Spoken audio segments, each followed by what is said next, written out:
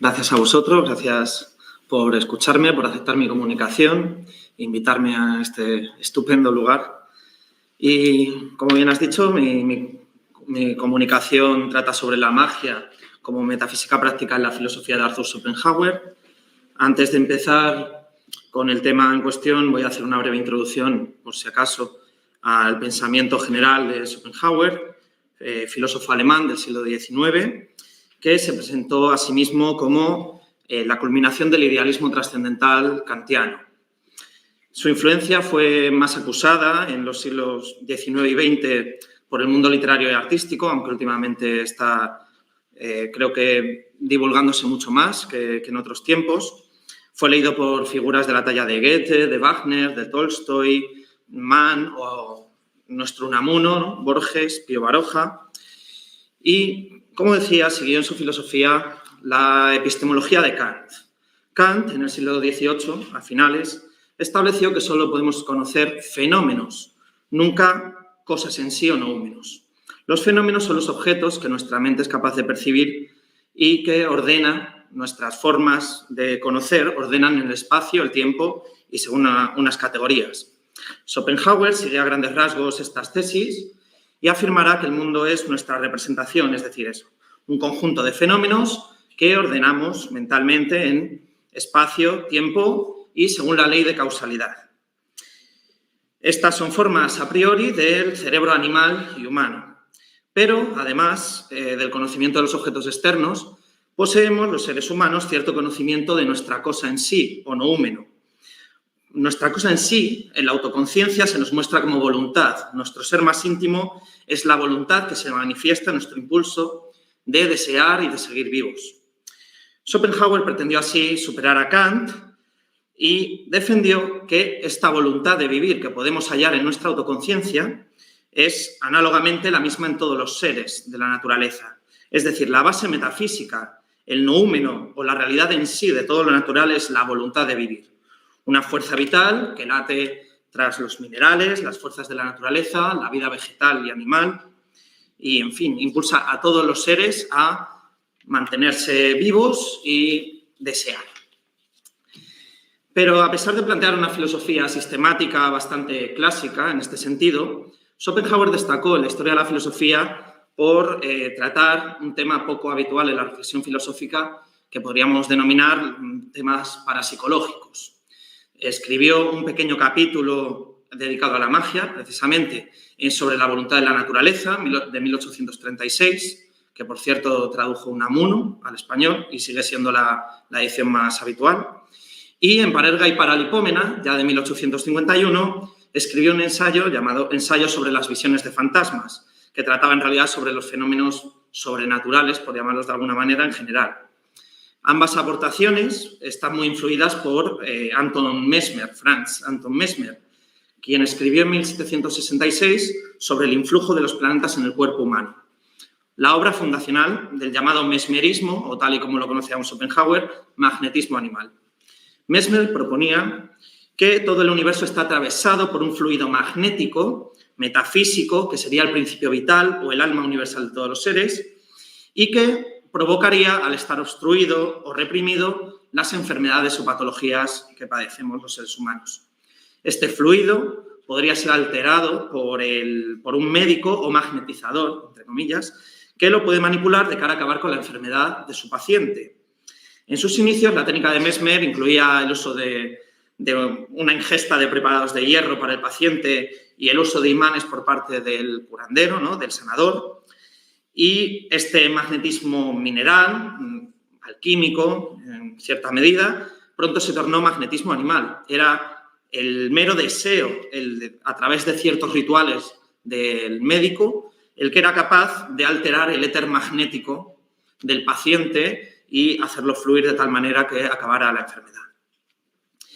En el mencionado capítulo sobre la voluntad de la naturaleza, que por cierto es un libro que Schopenhauer escribe con el objetivo de aportar descubrimientos científicos que corroborarían su filosofía y su metafísica de la voluntad, dice Schopenhauer que el magnetismo animal, del que por cierto solo un ignorante podría dudar, literalmente, afirma, es una confirmación de su doctrina.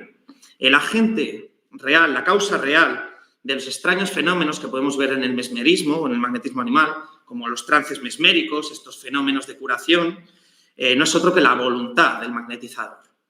Las palabras y movimientos manuales, ¿no?, que se realizan en los rituales mesméricos simplemente son vehículos físicos muy útiles para proyectar esa voluntad hacia el paciente y que ésta le permita sanar. A continuación, en este capítulo, analiza también el poder que la voluntad puede ejercer sobre objetos inanimados, prendado por 2 testimonios a los que da total credibilidad acerca de un par de sonámbulas que podrían haber movido con su cabeza o con sus ojos una aguja de una brújula. Lo que afirma Schopenhauer es que esto demuestra que utilizaron su voluntad para realizar estas proezas, ¿no? Es decir, a través de la voluntad sería posible una action in distance o acción a distancia, lo que comúnmente, ¿no?, llamamos telequinesis.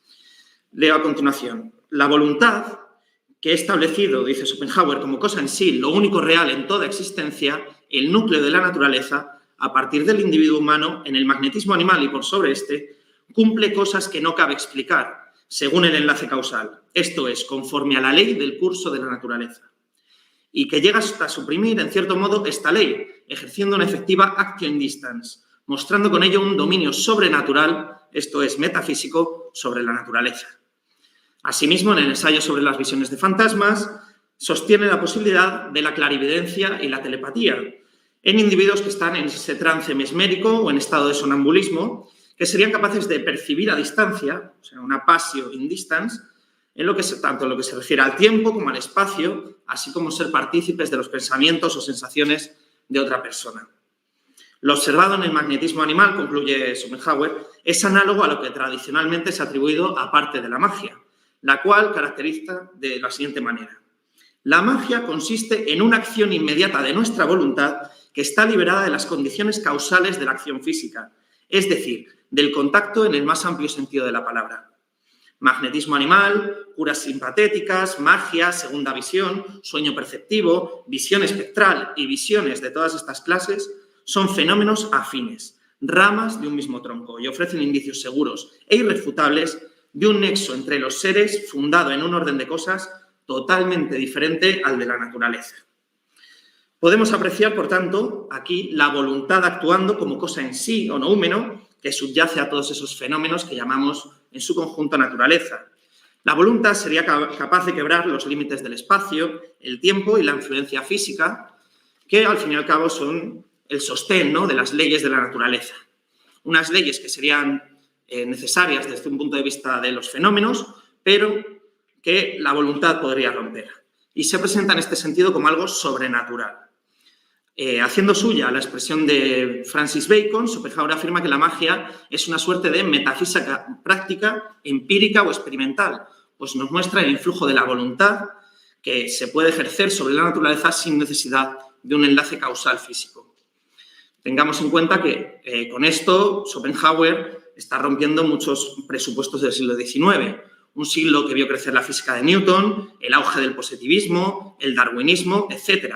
En fin, una fe ciega en las ciencias naturales y empíricas.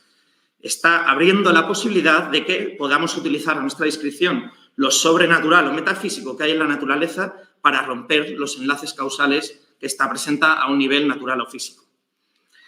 Tras esta exposición que he intentado realizar de la magia como metafísica práctica, pues quería comentar también un poco la clasificación que ofrece Schopenhauer acerca de los tipos de magia que tradicionalmente se han considerado.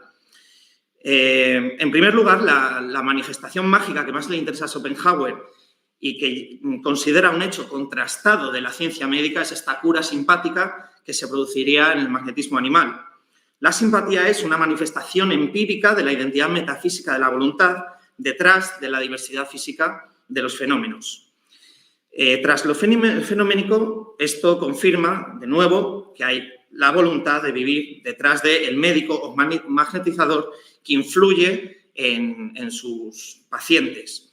Incluso propone Schopenhauer que, según los testimonios que se nos han contado de Jesús de Nazaret, este habría empleado este tipo de magia benéfica, incluyendo además una curiosa hipótesis acerca de que Jesús habría ido a Egipto, lo habría aprendido de los sacerdotes egipcios, que a su vez lo habrían aprendido de los brahmanes hindúes, etc. Y al hacer una breve revisión de la historia de la magia, se plantea Schopenhauer por qué esta fue tan perseguida, llegando a la conclusión de que la magia se empleaba más a menudo con una intención dañina, que esta voluntad que un individuo puede ejercer sobre un paciente para curarle puede obrar para producir algo perjudicial, algo perturbador, es decir, maleficios o males de ojo. Los maleficios o males de ojo serían aquellos rituales en los que el mago, a través también de ciertas palabras, ciertos movimientos empleados como en las curas simpatéticas como un vehículo canalizador de la voluntad, el mago, como digo, los realizaría para utilizar su voluntad a la hora de imponer, deseando vehementemente el mal de otra persona como una enfermedad y, por supuesto, consiguiéndolo en aquellos casos que tuvieran éxito. Este es, según Schopenhauer, el origen de la clásica división entre magia blanca y magia negra. Como hay antiguos teóricos que cita Schopenhauer y practicantes de la magia, como Paracelso, Campanella o Van Helmont, entre otros, que sí consideraron la magia como una manifestación de la voluntad, pero, como bien sabemos, otros, para la mayoría del vulgo especialmente y para parte de la Iglesia, la magia era un acto o bien de Dios o demoníaco. La naturaleza, al estar regida o por Dios o por esas fuerzas diabólicas, hicieron que se atribuyeran los actos mágicos que podía realizar una voluntad a voluntades divinas o demoníacas, es decir, a la magia blanca como derivada de Dios y a la negra como derivada de pactos con el diablo o con alguno de sus súbditos. Esta serie de supersticiones, junto con el gran número que reconoce Schopenhauer de estafadores que venden falsamente, ¿no?, una magia fraudulenta, y con el avance de las ciencias naturales fueron, para él, la principal causa de que durante la Ilustración se rechazara como imposible la magia. Pero el filósofo reivindica también enfrentarse al tosco materialismo de su época, y me pregunto yo si también de la nuestra, ¿no?, que es igual de pernicioso que la ignorante superstición al negar la posibilidad de algunos de estos fenómenos que podríamos denominar mágicos. Así como estudiar con seriedad estas manifestaciones de la voluntad de vivir que nos hacen percatarnos de que hay en el cielo y en la tierra más cosas de las que pueden soñar su filosofía. Gracias por escucharme. Hasta aquí llego.